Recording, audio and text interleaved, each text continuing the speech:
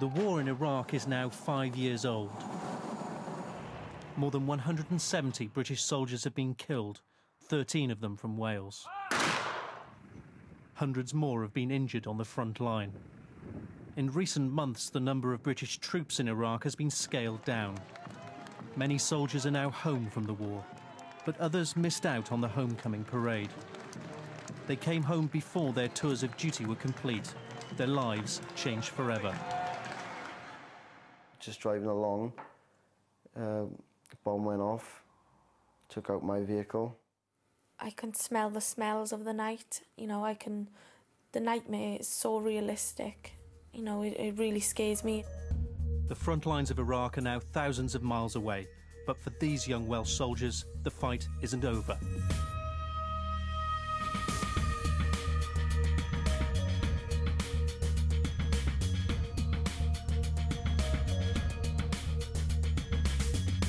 My name is Stuart Hughes. I was born in Cardiff and now work as a journalist for BBC News in London. 5 years ago, my life changed in an instant. I was working in northern Iraq when I stepped on a landmine which blew open my right heel. Doctors did their best to save my foot, but were left with no choice. 5 days after the accident, my right leg was amputated below the knee. I was 31 years old. I felt lucky to be alive. My cameraman, Kaveh Golistan, was killed in the incident. I came home to Cardiff to begin my recovery. 2 months later, with the help of a new prosthetic leg, I was back on my feet. Can I jump? No. Oh. I jump for joy. Doesn't store that much energy. I don't want to take it off now. But the physical and emotional scars have taken a long time to heal. I was injured just days after the war in Iraq began. 5 years on, many more lives have been affected by the conflict. Towns across Wales have been sending their men and women to join the armed forces for generations. Some, like the ones commemorated on this war memorial, didn't return. Others were more lucky. They came back to Wales and the places they grew up in, but they also brought back painful memories of their experiences during wartime. Many injured Welsh soldiers are now, like me, trying to recover and rebuild their lives. I want to hear their stories. Today is Tuesday the 6th of June. We are in Adair by the power station doing a VCP with the Iraqi army. When gunner Peter Heyer filmed this video footage in Iraq 2 years ago, he had no idea of the lasting effect the war would have on his life. That Iraqi soldier over there is carrying a Kalashnikov variant, not entirely sure which one. It's fun.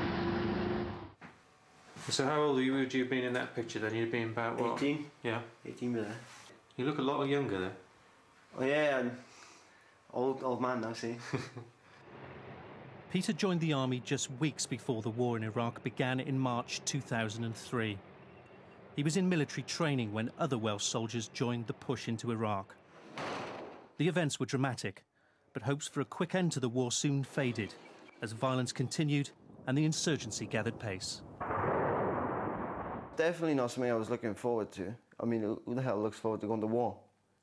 You know, but I knew I'd go. I knew it was inevitable that I would go.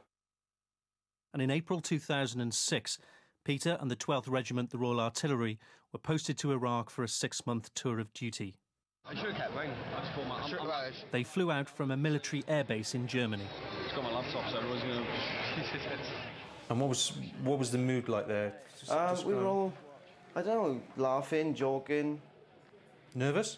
I mean, obviously, bad thoughts about it. I mean, there's Iraq, you know, you don't want to go there, but we just had to, didn't we? Is this the real life?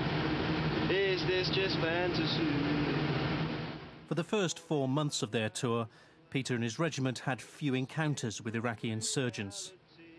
In August 2006, he went home to Wales on leave, but it was soon time to return to Iraq.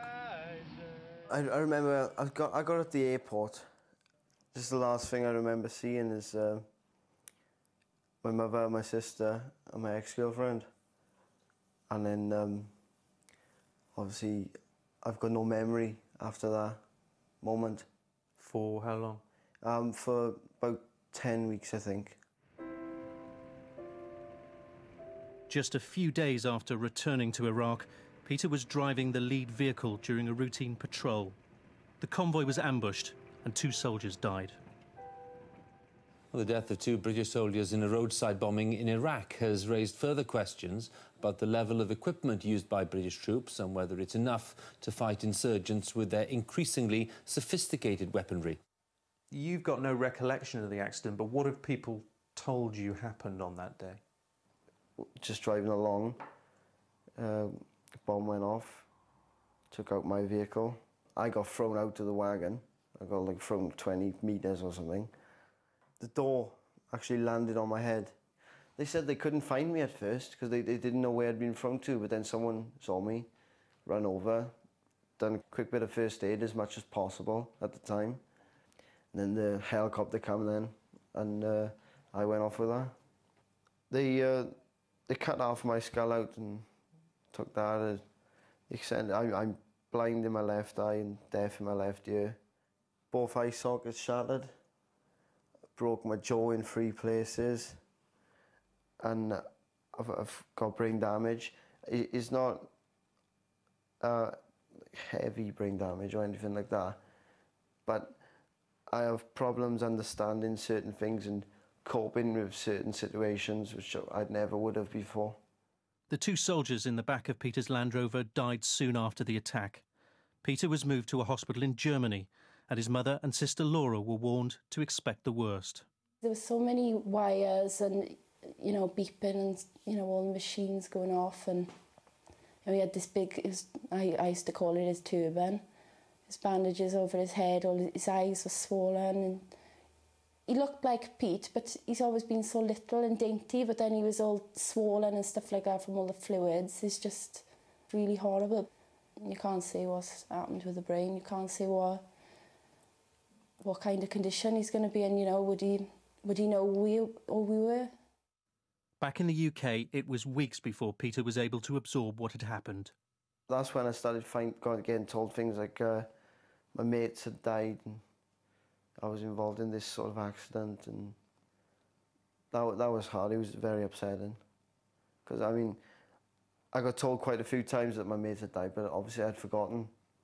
So, I don't know, it was just a big shock because, I mean, like I said, a week before that, in my mind, well, 2 weeks before in my mind, we were on a patrol together, and then all of a sudden, they're dead, like, and it's just, that was hard. You were in a Snatch Land Rover, lightly armoured. Do you think that vehicle was suitable for the conditions you were in? Not at all. Definitely not. Especially when I see like the infantry driving around in tanks, and then they give us a bloody Land Rover. If we were in a tank, it would have been completely different. At the end of the day, it was a bomb. It would have done some sort of damage, but I don't feel as if, you know, it would have hurt me as bad, and especially I don't think it would have killed the boys as well. This wasn't the only incident where a Land Rover was destroyed in an attack. In the months that followed, the government sent more heavily armoured vehicles to Iraq, so the army wouldn't have to rely so much on Snatch Land Rovers. 3 months after being attacked, Peter was moved to Headley Court, the military's rehabilitation centre in Surrey. Here, he learned to walk again, and doctors assessed the long-term effects of his head injuries. Obviously, there was all kinds of different reasons why people were there. Some were amputees, some others with brain damage or anything.